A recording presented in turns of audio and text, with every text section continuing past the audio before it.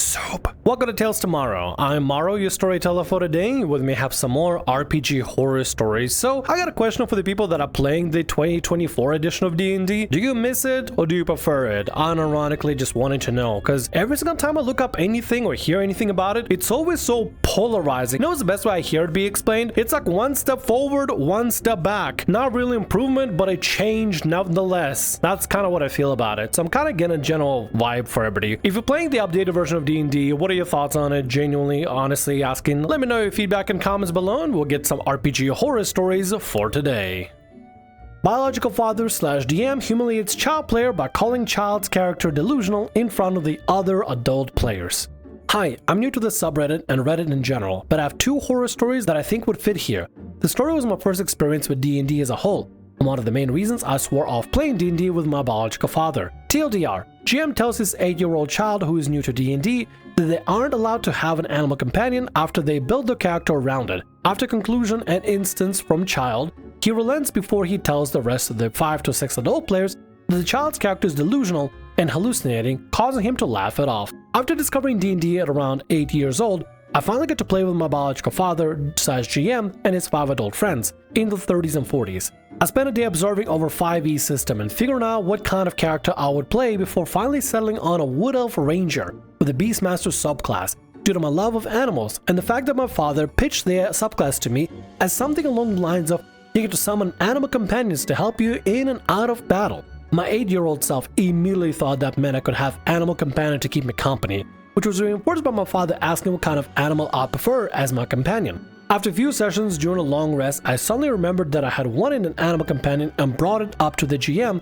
who immediately brushed it off with something along the lines of, "Oh, since you're in a mountain, you can't have an animal companion." Little me was now very confused, insisted that I was allowed to summon one, since that was what he told me when I created the character, and that is what I built my character around. If you're a ranger with Beastmaster, I think they're called conclaves, archetype, whatever they're called for a ranger. I don't even know what they're called. Sometimes I see the message of archetype, sometimes I see conclave. I can never figure out which subclass, what the specific name for the subclasses are. You know how like with a barbarian you have the paths, druid you have the circles, and like monk you have way of the blank or whatever? I don't know what rangers get, but I do know that Beastmaster do get a pet. This weird clause that your biological father / GM is putting on that you're in a mountain, that's why you can't summon one, is strange and weird because that's not how it works on paper. No matter if you're using the old ranger or the new updated ranger from Tasha's, you're able to summon a companion, able to have it on hand because you just can. It's just part of your subclass. Your whole build is played around having a pet companion on with you at all times that you can command and do fights with and stuff. Maybe you're shooting from longbow and stuff, like, you know, long range, and your pet companion is up close supporting allies and attacking enemies or something. I don't know. It's really strange to me that your father, your bio father, literally cannot let you use the feature that you physically actually have like on paper. It's one of your core features is choosing part of that subclass and specifics, and you can't use it because, you know what, on a mountain? That seems arbitrary and strange and weird. They said, yes, you can have it, but now you can't have it, so what's the point? After several minutes of me pestering and him telling me that he never said I was guaranteed an animal companion, not guaranteed an animal companion, it's part of the subclass. It's literally in the books. It's part of the subclass. What do you mean not guaranteed? It's in the subclass. Whether you're using the old one or the new one, you have it. It's part of it. That is insane. It's insane. If you have a pet like Artificer or Battlesmith, get the Steel Defender, or Drake Warden Ranger, get their Drake, or Warlock with Pact of the Chain, get their Quasits and like Imps and stuff, you get it. You have it. You're supposed to be able to use the feature that you have. There's no point of giving the player a feature and not letting him use the feature. That's dumb. He relented and said that I had summoned an animal. After I explained how my character would interact with a new animal companion, he turned to the adult players and said, he watches a teammate Wood Elf Ranger talks to themselves and plays with nothing, before talking about how my character was hallucinating and was, in his words, delusional. Your dad sucks. After which he laughed it off, with some of the adults laughing with him, before he continued the session. The rest of the session I was quiet, as I felt humiliated at the fact that my own father, an adult I respected, had just laughed at me for being confused. My question is, did I overreact? Am I wrong for looking back at this experience years later and hating my bio father for doing what felt like humiliating me? Yeah, you should be angry. Your father did try to humiliate you for no reason in the slightest. It's literally in the subclass itself. Do we need to look it up together? I will look it up myself. Let's go to the subclass, everybody. Player Handbook. Ranger's Companion from Beastmaster Conclave. Apparently it's Conclaves all of a sudden. At 3rd level, you get a beast companion that accommodates you on your adventures and is trained to fight alongside you. Choose a beast that is no larger than medium and has a challenge rating of 1/4 or lower. Player Handbook Appendix presents statistics for the Hawk, Mastiff, Panther as examples. Add your proficiency bonus to the beast's AC, attack rolls, and damage rolls, as well as to any saving throws and skills are proficient in blah blah blah blah. You got it. But if you want to use the new Tasha's one,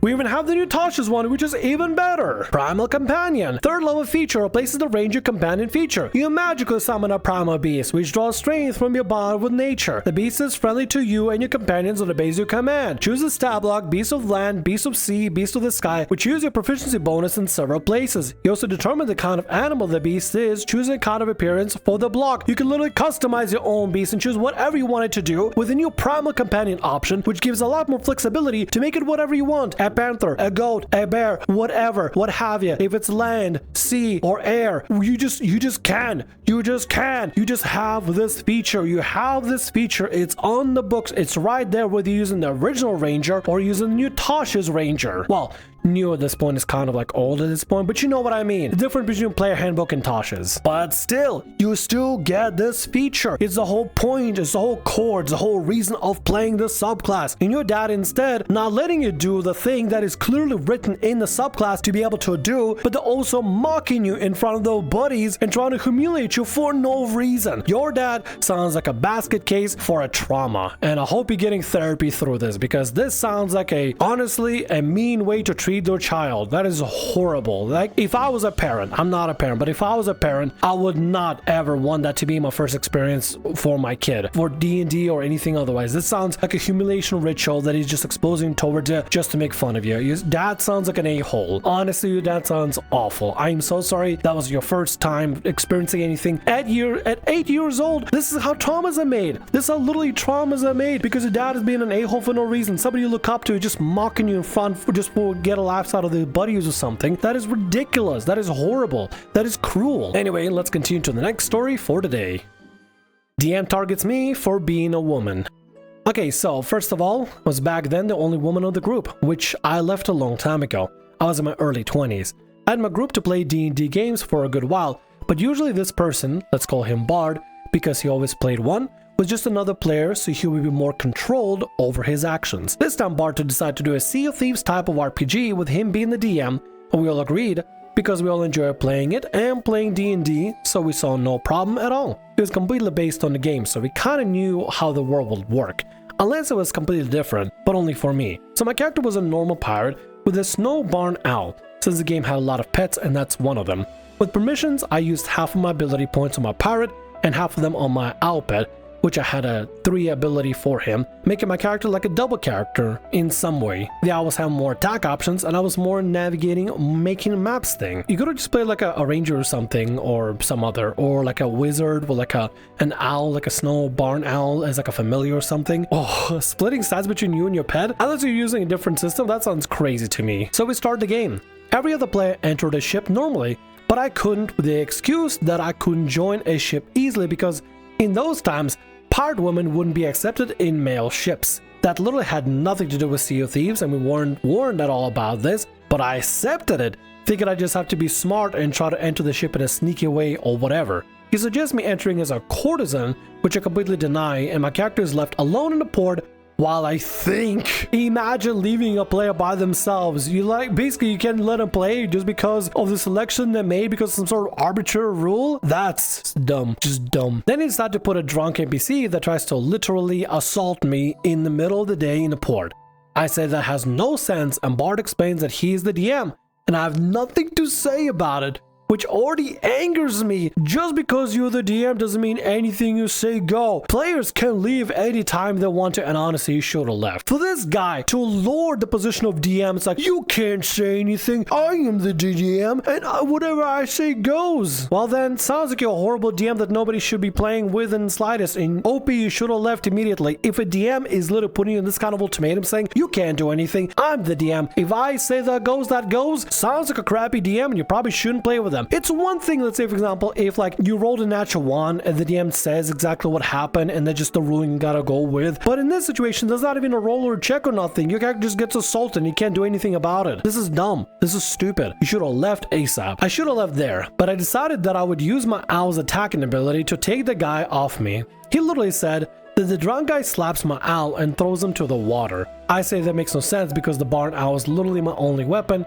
and snow barn owls are usually 25 inches tall and 53 inches of wingspan, and a single normal slap from a drunk NPC shouldn't do that. We argue for a while, and in the end I throw a dice. Nat 20. He gets mad and says we get away while he seems really upset at me. What's wrong, DM? You can't have your assault fetish be played out on the table? Oh, too bad. So sad. Seriously, you should have left. Just don't give these kind of DMs any time of day. Don't humor them, don't entertain them, don't react to them. Show them no interaction and no reaction. If something like that, I'm hoping this is full on exception and not the rule, but if something similar to happen at any table, physical, virtual, or otherwise, the best thing to do, don't interact, do not show reaction, just leave. There's no point for it. Either they're trying to get some sort of reaction out of you just to like poke fun at you, or they're trying to put in the weird fetish kink into it. And the fact that they're only targeting you, this is only happening to you, by the way, because you're the only woman at the table, probably made the only woman player character, is extremely unfair to you. Honestly, this guy's a scumbag. You should have left immediately. Also, what are the other players saying about this? Why is nobody stepping in saying, yo, bro, you shouldn't be doing that. That sounds really unfair, like extremely unfair. Let's cut that out. We need a lot more people just stepping in and saying, hey, I ain't cool with that. I ain't cool with what's going on there. Unless they're somehow cool with it. I don't think they are, but I hope they're not. I hope it's not just a table full of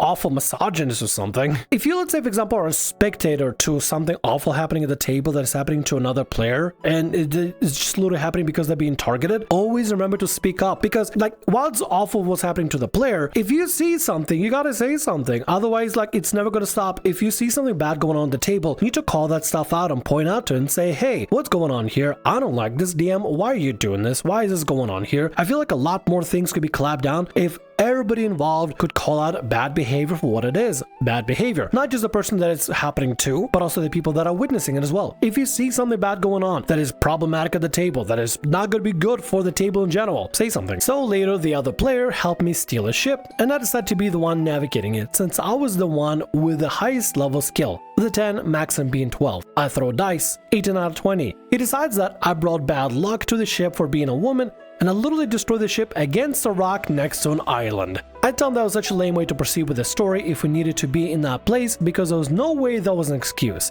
He doesn't even listen to me. I stand silent and everyone decides to try it, ease things, search for food, and that stuff. So I send my owl to capture something while I do things at the base. He says my owl captured a small pig, but got heavily injured because the pig hurted him and I couldn't use my owl again. I literally raised my eyebrows and explained that a snowball owl could easily eat his dog, and a really small pig breaking his wings made no sense at all. He said it's because it's night and he can't see well, which I answer quickly with, he's a nocturnal animal with better sight at night. What are you saying? He starts arguing with me and I just leave the room. My friends got with me and apologized but explained he was like that. But I said I didn't want half-assed apologies like that. I never played with him again, but it was utterly disgusting. The fact that somebody even acts excuses as like, he's just like that. What do you mean he's just like that? That's a normal thing? That's just a standard thing? He's just like that. He just likes to put on these weird things and make it difficult for somebody just for the sake of making it difficult for somebody. He just wants to put in some sort of weird assault fetish and stuff into it. I don't know. He just like that. That's not an excuse. That doesn't excuse the behavior. He just says he's just like that, so just ignore his behavior or just put up with it, which you shouldn't do. You shouldn't do it in the slightest. I think everybody at the table, if they're defending this guy, they should probably find better friends to defend, because this guy is genuinely indefensible. Like, there's nothing about this guy at all that is remarkable in a sense. He just chose to single out the only woman at the table just because. He's just like that, I guess. A casual misogynist. He's just like that, I guess. I don't see any other explanation for this. He just like that, guys. So dumb. Let's move on to the next story for today. New player likes child NPC a little too much. This happened in 2017, but I remember the whole thing a couple of days ago. Everything happened in an RPG event that took place every Sunday at a local library. There would be 5 to 6 tables with their respective DMs and their respective games where anyone that wished to play could join in. And most of the time, it would be a one-session adventure over a couple of hours. One of the event organizers was my friend Michael. That day there was Dragon Age table, and as a long Dragon Age fan, hell yeah, I decided to join in. I didn't know the DM or any of the players except for Michael's friend Starlight.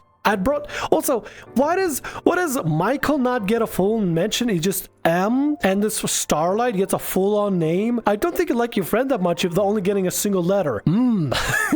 Here's my friend, and a problem player, Starlight. The Starlight of the show, I guess. I brought some slices of one of those box cakes because some sessions could last several hours, and there weren't a lot of shops open around the area on Sundays to get any food. This will come back later in the story. I want to clarify that since this was an event, the session was supposed to be safe for work. Fortunately, we're all adults playing at the table. Almost 1 hour in, after we already made our characters, started the adventure, a new player arrives and sits at our table. She said she'd never played any RPGs before, so we helped her build her character. She said she wanted to be a prostitute. Interesting. Listen, if somebody wants to make the characters a gigolo, prostitute, or whatever, as long as everybody at the table is cool with it and understands the implications behind it, all's well and good, but it's a little bit weird to just, I don't know, be like coming into the table, hey, I'm brand new, I want to make a prostitute today. Imagine if I just come in there into a table and be like, hey, my name is Morrow, we're a charismatic tiefling over here. That's a lie. Let me try it again. Hi, my name is Morrow. I'm a big dumb idiot on the internet. I'm just a tiefling. Can I be a man whore? That'd probably throw everybody off like crazy. Or maybe we'll arouse them, who knows, it could be that kind of table. In our adventure, we were in some medium-sized town at some sort of festival where a horde of darkspawn started raiding the town and killing everyone. Half the party tried to save some villagers, while other half fought the darkspawn. When DM asked the new player what she was going to do, she screamed, I'm taking a kid, or running to the forest. What? After the battle is over, we're supposed to find a cure for some illness that's attacking the villagers. So me and the rest of the party leave the city to our quest. Meanwhile, the new player is still in the forest alone with the kid NPC. She asks the DM how old the kid is, and he says he's around 11 or 12. New player then says he's in a Shota, short for Shotokan, male equivalent of lolly age. Oh, that just sends, that sent my skin crawling. If somebody mentions Shota or lolly unironically like that, either they're extremely cultured and they're in on a joke, or they're actually unironically creepy. Shota, lolly, and a bunch of other hentai terms, or hentai tags, mind you, should not be said unironically, unapologetically, without any filter in private, proper, polite company and public spaces. This is where you leave. This is the kind of lingo you leave for the most dredges of degeneracy online, like a Discord server. We were pretty horrified at that point, and DM looked very nervous, but for some reason, he never stopped the role-playing. None of the other players did it either. Maybe because they wanted to stop it in a way that's natural to the story, but I'll never know for sure. Starlight and I were the most shocked about it. DM takes the situation to a place in which the party finds new player and the kid NPC in the middle of the forest, and a group of soldiers NPCs from the town arrive shortly behind us looking for the kid NPC and his kidnapper. Try to roleplay our way out of the situation and ask her kindly to leave the kid NPC and continue with the quest, but she roleplays like her character rips her dress apart and starts shaking her breasts. She remarks a couple of times at the character's size D and yells out, things like this happen all the time in 1200s. We stopped the game right there. We told her that what she was doing was never okay to do, specifically at an event.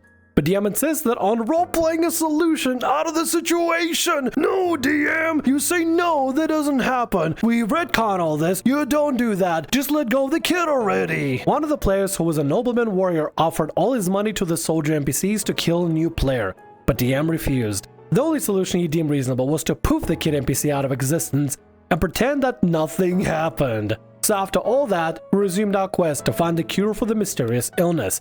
While we were at it, new player starts telling us that she's a proud lolicon, that she loves tentacle porn, and that she loves walking near kindergartens wearing her hentai pins on her bag. Oh my Please tell me psych right now. Please tell me psych right now, because I can't imagine somebody actually doing it unironically. Wee woo, stranger, danger, please, please call the police or remove them from the event. Even if you're trying to joke about this stuff just to make people uncomfortable and cringe on purpose, that's still not okay. Listen, cringe humor, I love cringe humor, but this is going too far. And assuming you actually like trying to make people cringe on purpose, but if you're being for real, stranger danger, wee woo, please get the police involved. evolved. Here's the horrible thing, anybody can be a pervert. And I'm not gonna reveal too much about my personal life, but I met sick, twisted perverts, both guys and gals. It's just not okay. It's not okay. It is. Listen, if you're a degenerate, you don't tell anybody in public. This is not a public company kind of thing to say to anybody. You keep your degeneracy to yourself, heathen. Oh, please. That was my final straw. When the nobleman player was doing something else, I went to the main office where Michael and the other members of the organized team were working, and I went full Karen mode. They were very concerned about it, and one of them came with me to the table and stood next to the new player to hear what they were doing. At that hour of the afternoon, there was only one piece of cake left, and Starlight decided to take it as she grabbed the slice. New player took it from her hand and ate it in her face with her mouth open, laughing. After what felt like a lifetime, we managed to get the cure and return to the town. A new NPC who was supposed to be the town priestess or whatever meets us. DM starts describing her appearance. She's tall with a scar on her. New player interrupts him with, "I seduce her." DM says, "I'm not done yet." New player says, "Come on, is she straight, lesbian, bi?" We gave the cure to the priestess at 9 PM and we ended the session. Left as soon as I could. Michael and the girl of the organized team talked to the new player before she left. I don't know what was said in that conversation. New player went to the event again that following Sunday, but she didn't sit at my table. So I don't know if she did anything creepy that day, but after that, we never saw her again. You know, I got nothing to say. I got flashbanged. This is a flashbang of a story. I got flashbanged. The fictional kid almost got banged. This is not okay. When I open up his story, I didn't realize that I'm going to be reading about some sort of adult woman, lolicon, shotacon, actual unironically being a creep over at kindergartens and getting excited over trying to undress in front of a fictional child. This is a flashbang of a story. What are your thoughts on this story? Oh my god. I literally got no input.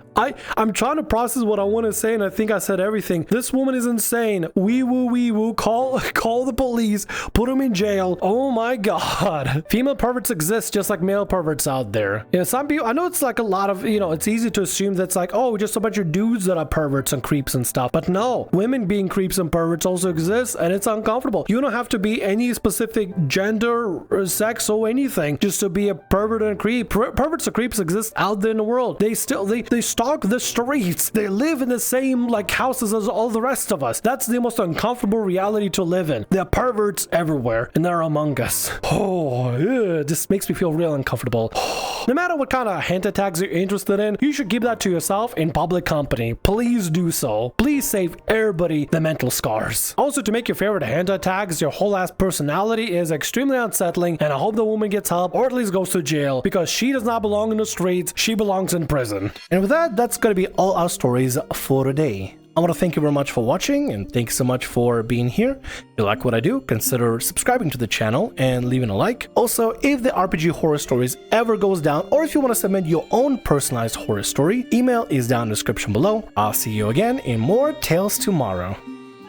Bye-bye.